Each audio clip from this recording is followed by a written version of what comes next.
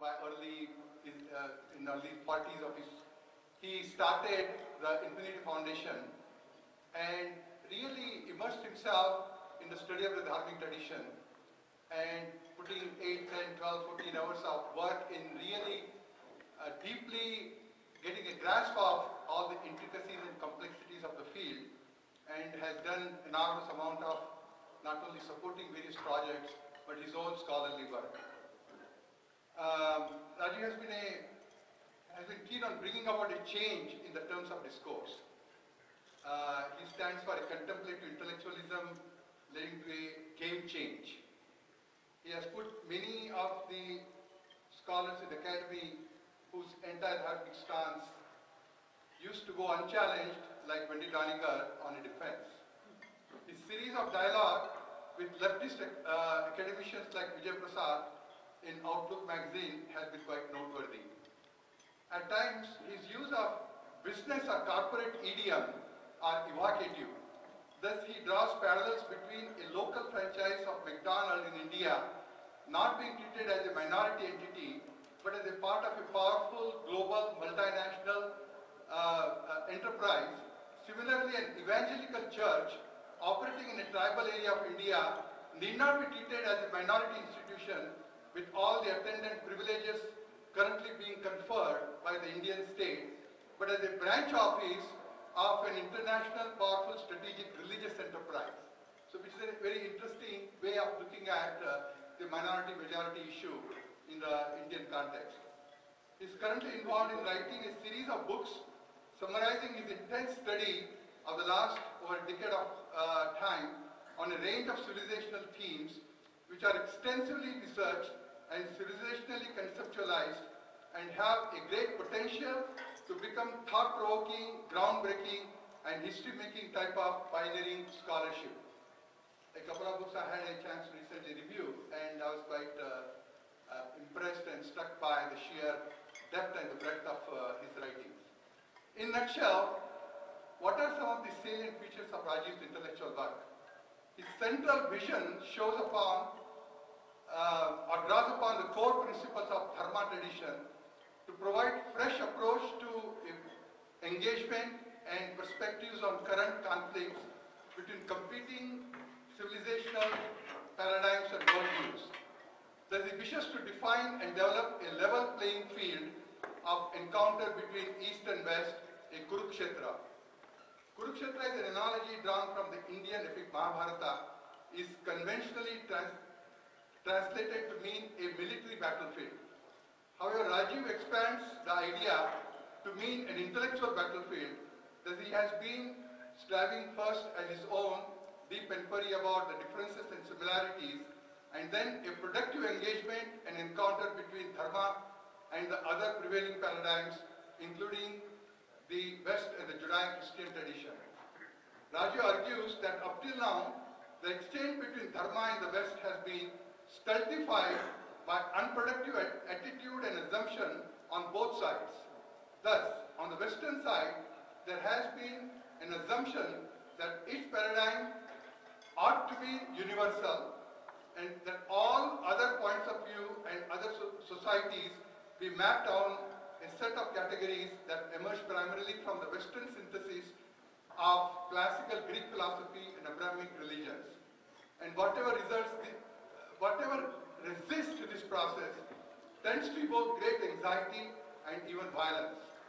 On the Dharmic side also, there is a tendency not to critically study and engage the depth of Western thought, either dismissively or arrogantly, and to superficially proclaim a false unity of sameness.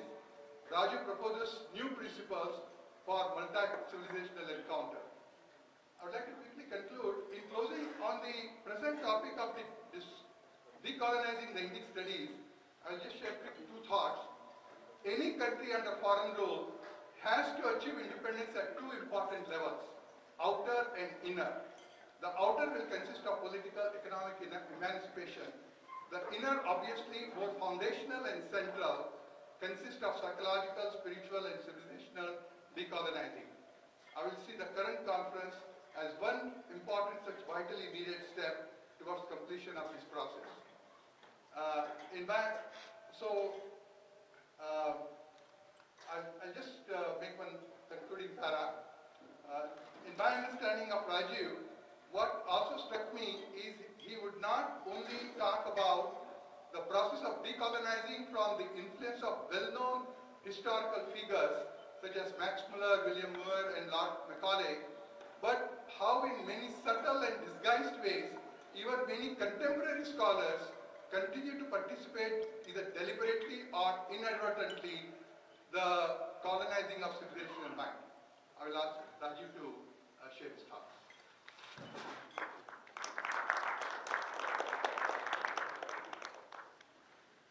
Thank you, Rajiv, for a tremendous introduction that I have a hard time living up to, but I'll try. Thank you, the trustees of Uberoi Foundation, and most notably, Nandaji, for inviting me here. My talk is on three things: colonization. I want to discuss what is colonization, because it seems we've gotten into decolonization without going into an adequate discussion on what is colonization. What do we mean by who's the colonizer, who's the colonized? I want to get into that a little bit. And then I'll talk about decolonization. And decolonization is not a kind of whining at the colonizer, a kind of a critique of the colonizer. That would be one kind of conference where we could say critique of colonization. But when we say decolonization, then to decolonize you have to understand the mechanisms by which colonization persists today and defeat them today. Like disease, if you just understand what caused the disease historically and you haven't done anything to defeat its mechanisms as of now, then the disease is not going to be defeated. So if you think of colonization as a problem or as some kind of a pathology, then to remove it, you must understand the living mechanisms, including those in your own university, including those in the journal that you want to publish in, including those in the academic establishment where you want your papers published, in various academic conferences. If those are the mechanisms where the colonization persists, and the funding mechanisms, the foundations which give you the grants, if that is where the colonization lives today, then to decolonize, you've got to take them on. So it is not something from the margins you can sort of talk about, but not engage in a confrontational manner. You have to do that. And then the third thing is I'm going to talk about recolonization. Recolonization, which means India and Hinduism and the Dharmic civilizations getting colonized again. And you will hear some of the evidence I will give on how this trend is very powerful. In fact, some of the so-called decolonization is actually helping recolonization. A lot of the people who are presenting, talking about here's how we should proceed. If we were to proceed along those lines, we will get further colonized. A quick example is Nalanda University is being revived and created in the name of Renaissance of India, but the people who are in charge are the Marxist, leftist, anti-Hindu brigade, people like Sugata Bose from Harvard, and Aisha Jalal, his partner, who's a Pakistani, very anti-India kind of person, backed by a whole lot of these subaltern studies and these kind of people. The very people that many of you in this room have many fights and arguments with are in charge of creating Nalanda University with a nice name of reviving India, but their curriculum of liberal arts and humanities is Dalit empowerment, minorities over, as a human rights issue, Dravidian empowerment, women over men, this kind of a divisiveness. So while this may be considered by a lot of people good news when they read it in the newspaper, that wow, we're going to have Nalanda University because the name is that and it is presented and packaged in that, actually it is an example of recolonization. So I'll give you a lot of such examples. Now, the discussion that in the previous talk, because it's fresh in my mind, I might as well make a comment or two. The issue I have is what in lawyers, we have a few eminent lawyers here. A lawyer would appreciate if somebody says that the choice of jurisdiction is very important in resolving an issue? Is it the jurisdiction of the United States laws or the laws of China in the event of a dispute? Where are we going to fight? That language, that terminology, or what you may call hermeneutics, or the terms of dialogue, debate, and who are the powers to be that will be referees, that will make all the difference in how the case is settled. So the same is true if you lose your categories, if you lose the categories and the basic ideas in which you think of your tradition, if you lose those because there is a more powerful tradition, there is a more power, they control the academy, they control the media, and we have to be sucking up to them, for lack of a better term, to get into their system, otherwise they'll ignore us. If we have to be heard only in the way they can understand, and the price we are paying is loss of our own categories, that is the ultimate loss of sovereignty. And a good counter example to this is Gandhi, who basically stuck to his categories, a few terms he would not translate, Swadhyay, Swaraj, Satyagrah, Swadharma. I mean, it didn't matter. It's not that in front of Indians he was talking like that, but when he was in Britain, he would be talking like some Anglo, philosopher, or talking about some Enlightenment theory. No, he was always true to who he was, no matter where. And he wasn't playing this game that in this audience I'll say this, and in that audience I'll say that, because in the end it doesn't work. So this demand that he would stick to his categories was a very, very important part of what Gandhi was all about. Whether you believe in his particular policies or not, you have to acknowledge that he played a very important role in sticking to the dharmic categories. The discourse, we've heard a lot about contesting the discourse as decolonizing. But I would submit to you that there's a deeper and more important decolonizing that is needed, which has to do with understanding the mechanisms by which the discourse has been created, that is sustained, that it is distributed. The mechanisms include funding mechanisms, it includes who are the producers of knowledge, and what are the ground rules, the hermeneutics, the categories in which they have to do their work.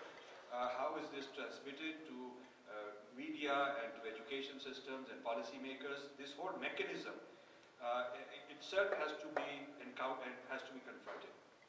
And in this room, I know that Shiva Bajpayee has confronted the California textbook as a mechanism. It's an actual living mechanism today, which is present in most of the states, and he has experience of going and encountering and confronting them. And I also know that Ramdas Lab has had a few such encounters with mechanisms that are basically colonized mechanisms, including a lot of Indians who were colonized, which is actually a bigger problem nowadays.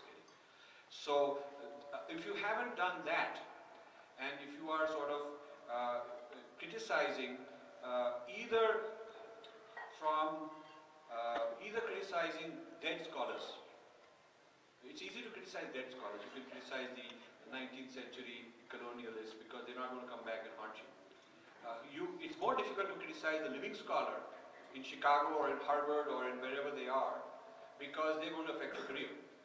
But if you are afraid to do that, and you can hide behind all the jargon and all this fancy stuff, but you are really afraid to take on the mechanism that is living mechanism today, and you want to therefore sort of sidetrack the whole discussion by criticizing the dead empire. The dead empire, the dead foundations, the dead institutions, the dead scholars. I mean, that is a bit of a cop-out, which I think a lot of the decolonizers are doing. It's a good escape mechanism.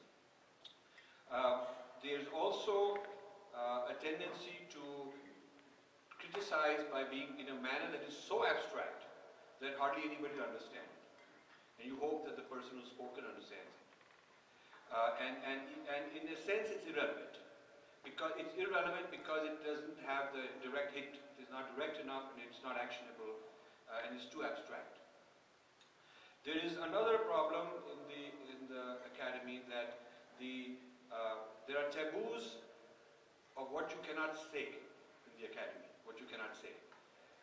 One of the projects that we did in the foundation some 5-6 years ago is that there is a South Asian Studies Conference in Madison every year for the last 35 years.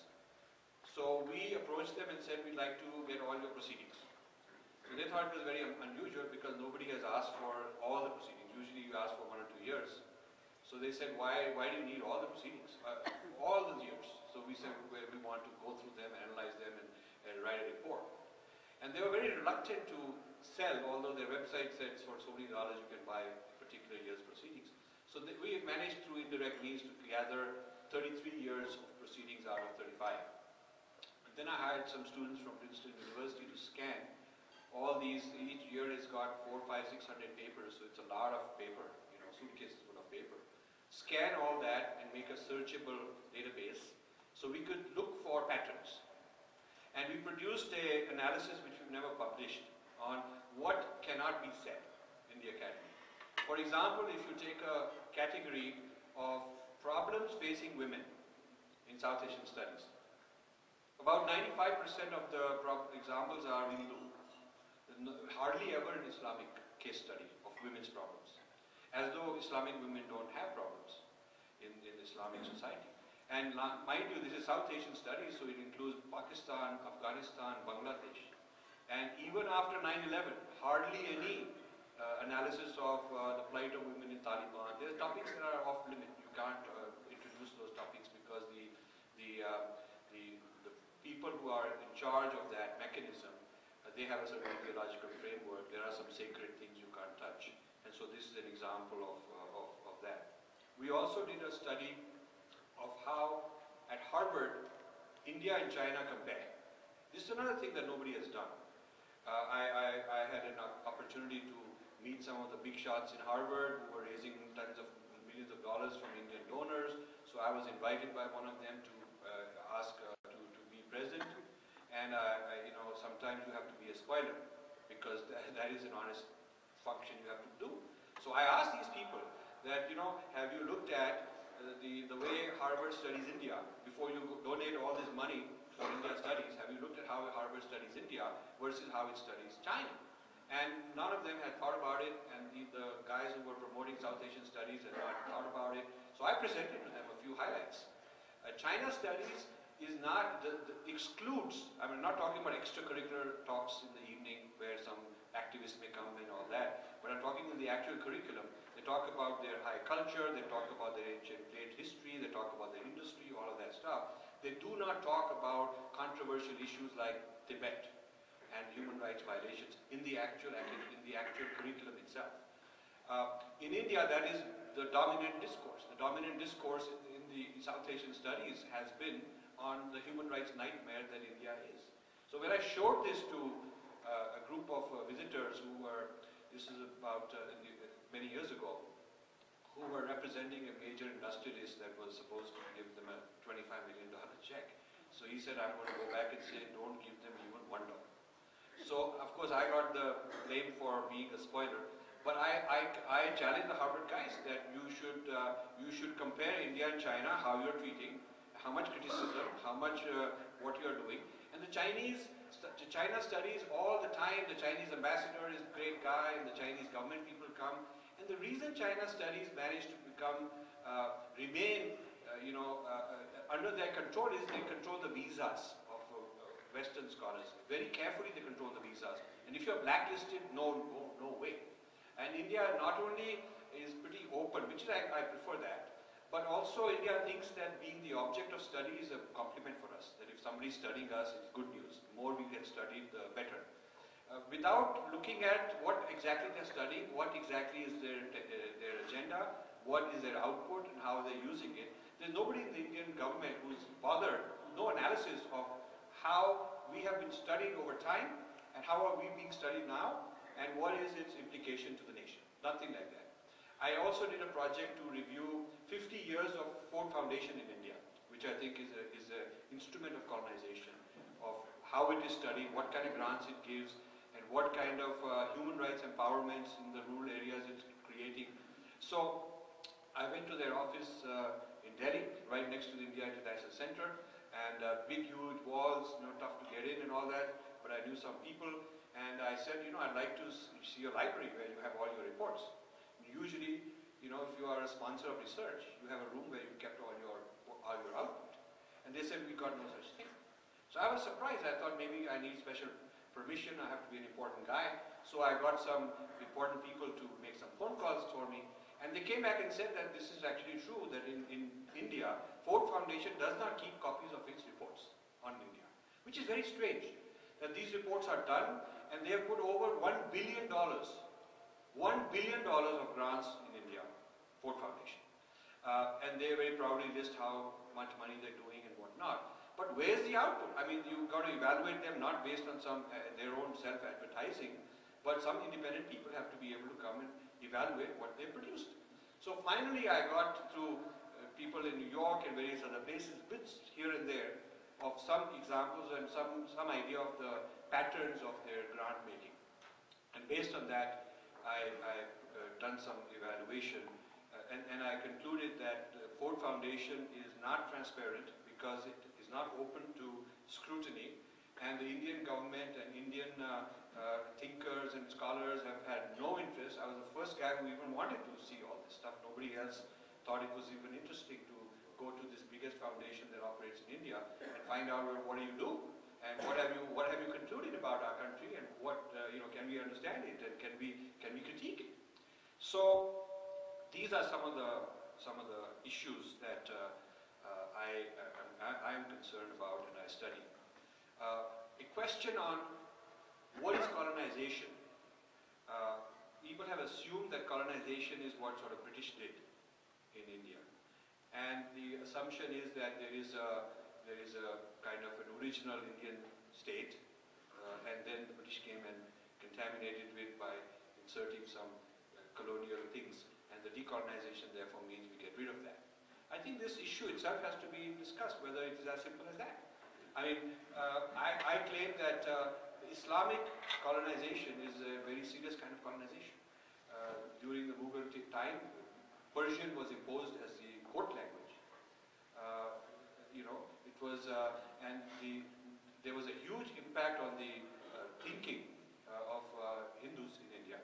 You go to the border states, Punjab and Rajasthan, and women who wear veils, it's all a parda influence to comply. It's the same kind of mindset that says, oh, let's have Judeo-Christian hermeneutics so that they will accept us and we can relate to them better. It's the same kind of mindset that said, we don't want to wear burqa, but we'll wear parda, we'll be less different, we'll become more or less similar to them, and they will accept us. It is the anxiety of reducing my difference from the dominant culture, taking the burden on myself to become like them. So upward mimicry to be like them so that they will maybe accept me more. And this colonized Islamic influence has had a very big impact in the form of an Islamic caste system. Many of you might not think of Islam having a caste system, but if you just Google Ashraf and Ajlaf, these are the upper caste and lower caste. Ashraf means the four kinds of Ashraf. Those who are said to be Saids are direct descendants of the Prophet. And those who are Sheikhs are other Arabs, other Arab elites. These are people in India who are said to be of that origin. And then Turks are Turkish origin, and Pashtuns who are Iranian, Persian, Pashtun origin. These are the four upper castes. And then Ajlaf are natives who are converted. So while theoretically Islam has no caste system and no ethnic divide, between superior and inferior, theoretically that is the case. But the fact that there is Ashraf versus Ajlaf, huge disparity and litigation and fights going on. There is a movement called, there's a whole caste system fight by the Ajlafs fighting lawsuits in Indian courts against the Ashraf, saying that they keep all the prestigious positions and they take all the money that is given to minorities and they keep it to themselves. So this Ashraf versus Ajlaf is a kind of a colonial byproduct, because those who came from the west of India, whether it is Arabia, Persia, Turkey, they were sort of equivalent of the British, in India, and like the Anglo-Indians considered a little more superior to the rest of the Indians. So those Indians who were classified as Ashraf, having that origin, were superior caste. So now there's no DNA testing in those days. So anybody who could change his name and imagine a certain history that, my ancestors came from Persia. I know a lot of Pakistanis in Princeton who all think that their ancestors came from Persia or Turkey or somewhere like that. And I asked them to go and have a DNA test and they'd probably be more like an Indian. But they can't, so it's a kind of an imagined history. They've given themselves an imagined history of the superior people in order to feel that, we are part of the global historical narrative of that place where the whole story took place. So they're not really Indians as such. And this Ashrafization of the native Muslims, Ashrafization is sort of like they accuse Hindus of doing Sanskritization. That you're Sanskritizing the tribals and there is hegemony and all that. And Sanskritization is now considered a form of colonization by the Marxists, by the left. Sanskritization is considered their idea of colonization, and their idea of decolonization is to desanskritize and give rights to subalterns and to overturn what they consider to be Brahmanical hegemony. So even what is colonization and decolonization is contested. It is not as simple as British are the colonizers and Indians are the colonized. It is also the dominant view in the academy, in the liberal left academy in South Asian studies here and in India, is that the colonizers are these Sanskritized people, Sanskrit people and Brahmanical people, and the colonized are the subalterns and the real Indians and the Dalits and these kind of people. And in terms of North-South, it's the Aryans who colonized the Dravidians, and the Dravidians are fighting back. So if you were to just go and say we are decolonizing, if you were to go around asking people, hey, we are decolonizing, what do you think? A lot of people will say, yeah, that's very good, I also want to decolonize. And unless you do the due diligence of going deep and asking what exactly you mean by who's the colonizer and who's the colonized and what does decolonization mean, unless you go through that, you will not know what exactly they're referring to. So a lot of this so-called post-colonial studies, which is trying to decolonize, is not empowering dharmic culture at all. It is disabusing, it is kind of undermining dharmic culture as the colonizer and trying to empower the subaltern people or the people they feel who have been oppressed by the dharmic culture. So there is a context of that kind. And in that contestation of who are the colonizers, I'm introducing a new discourse saying that the Ashraf have colonized the Ajlaf within Islam. And this has a lot to do with the Urduization.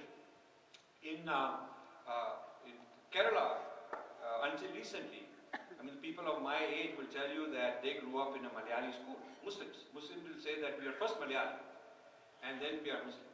That is their identity. But Malayali schools are being replaced with Urdu schools. And when they Urduize the Malayali, they also give him a new sense of history. The kid gets a sense of history that we are part of this pan-Islamic group and we are all one and we came from somewhere. And so the nativity, the sense of ancestry that belongs to the soil is gone. I saw this in Indonesia when I used to own a company there 15 years ago. And in Indonesia I found that they all had like Hindu names. Ram and Sita, and they're all talking like their body language and their ways were very Hindu. Their language is called Bahasa. So I had a lot of discussions with people who were there. They're all Muslims. All the people that worked for me were Muslim people with Hindu demeanor and culture and lifestyle and names and all that. And one of the professors there who became a friend of mine, he said to me that the problem of Ashrafization in their culture has to do with those who are sent on the Hajj pilgrimage. They really do a number on them. For a month they brainwash them and say, no, you're not native, you are part of us only. They give a new identity. These guys come back and they wear different clothes and they got a different name. It's no longer a Sanskrit name like they used to have. So the Ashrafization of the Indonesian is going on in a very big way with a lot of Saudi money. And this kind of person comes back and wants to create trouble. This is the kind of person who comes back and he no longer relates to his neighbors who see themselves as native Indonesians, Bahasa people, and he sees himself as different from them, and a bit of tension develops.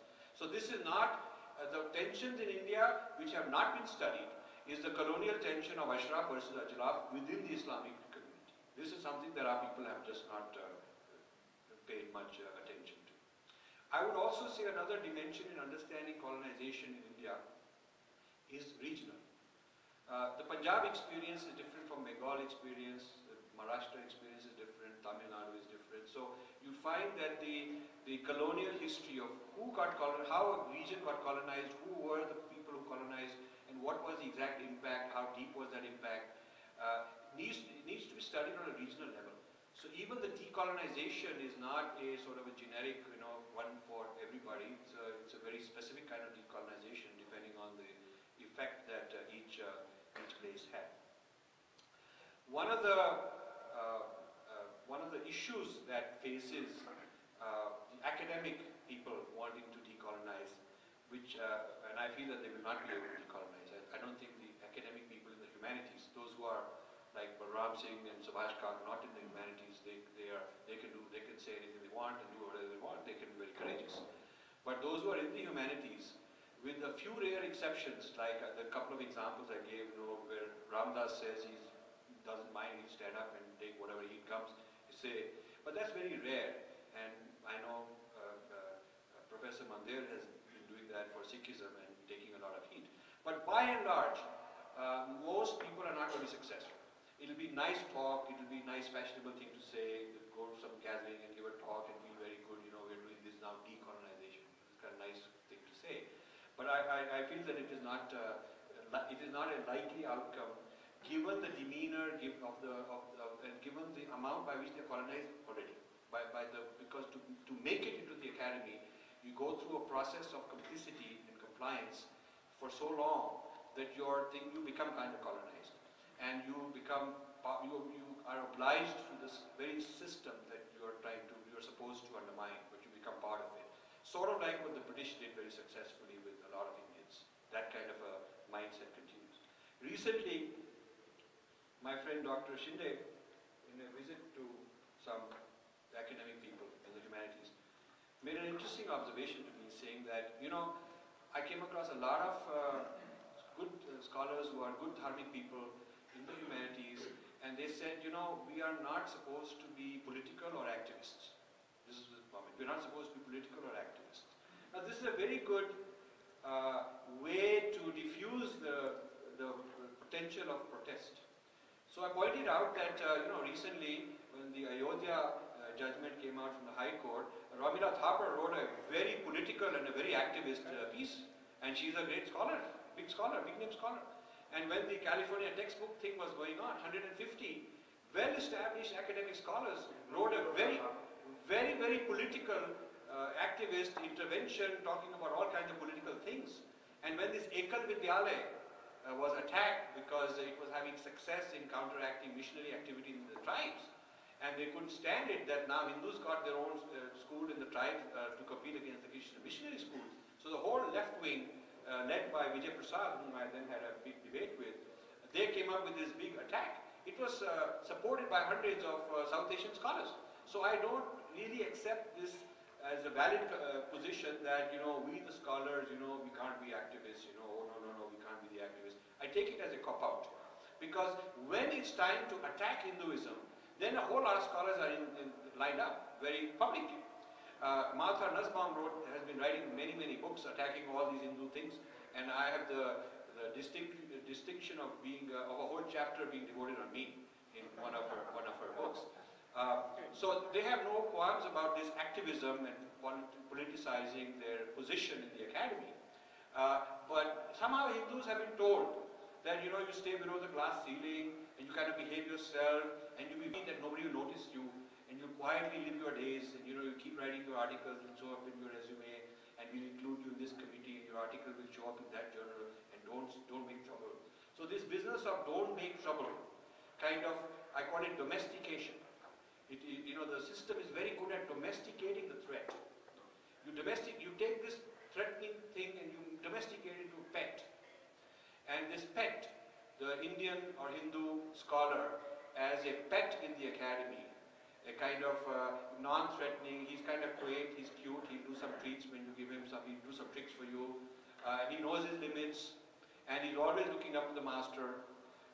This is a very, very nice one to develop, to nurture, to encourage more such people, make them into role models so that others will follow like that.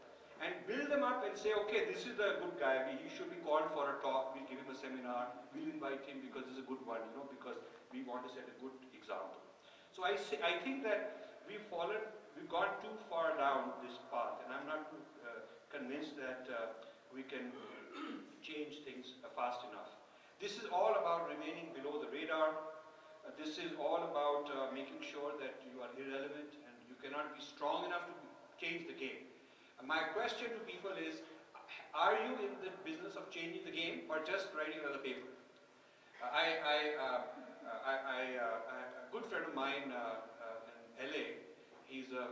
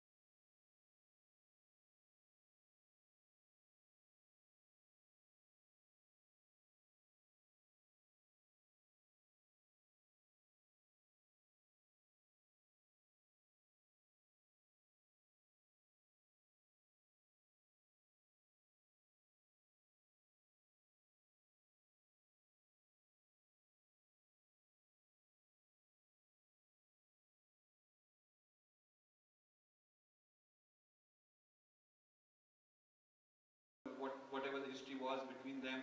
You pick any issue. I'm not saying it has to be a particular topic.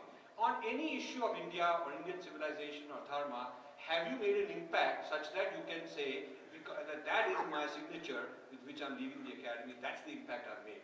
It dumbfounded him. He never thought this way. So he just quiet for a while. And then he was very honest. And he said, you know, I cannot say that I have had that kind of impact. Okay? So then I looked at the gentleman who's a sponsor. He's a great real estate builder. So I said, when you took me around LA, you didn't say that I had this dinner, I had this party, because this historian was explaining his career in those terms, that I gave a talk there and they all applauded me. And then they wrote me a letter saying that you've done a great job, and then an article appeared here, and then I was invited to be in that committee.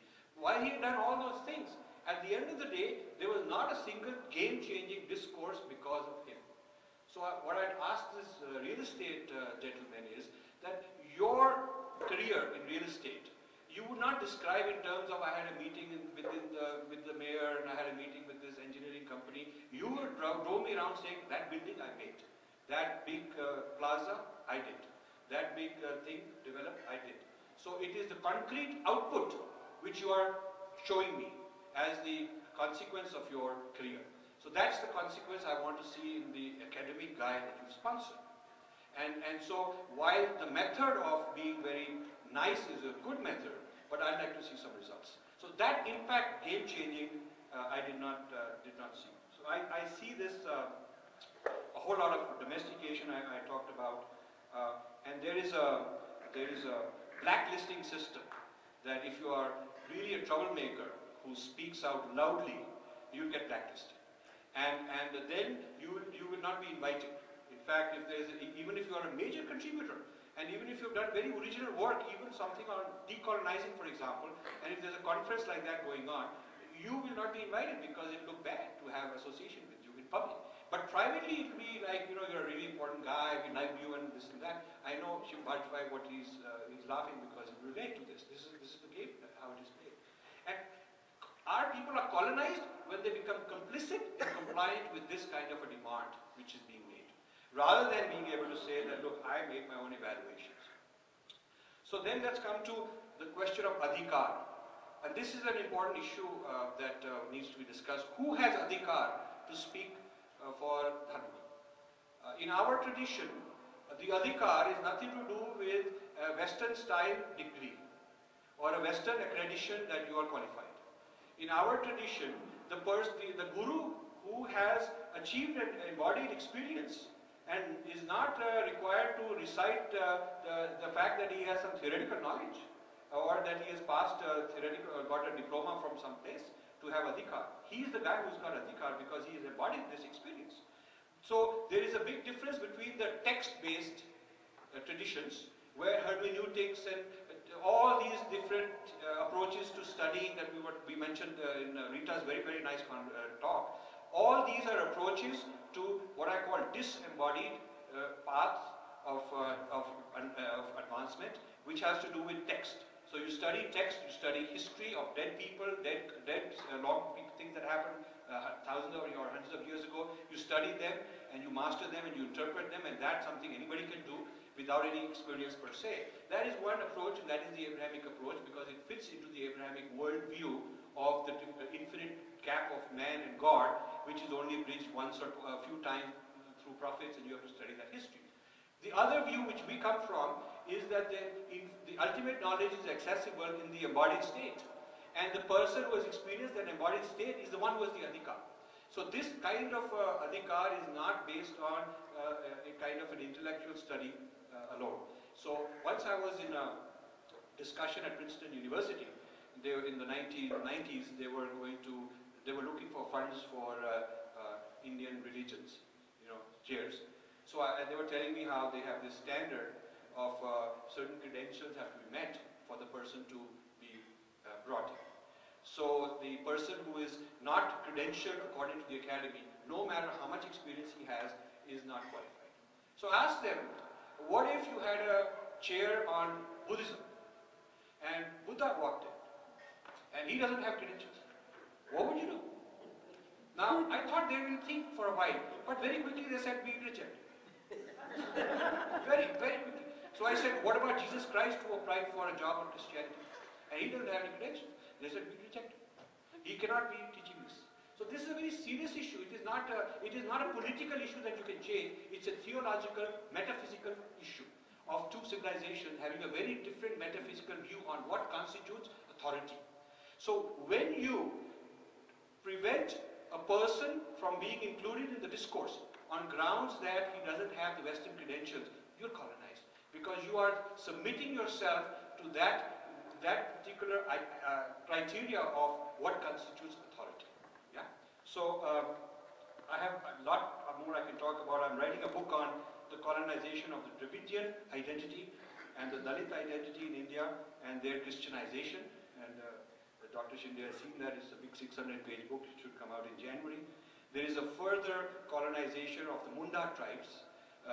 It's not only Aryans and Dravidians that are the issue now, but in central India, this whole Maoist thing has been stirred up because they've created a new identity called the Munda identity, which is even more originally Indian than Dravidians. So it is not that Aryans came and Dravidians were local. First the Dravidians came and invaded the Mundas. Now this is the theory.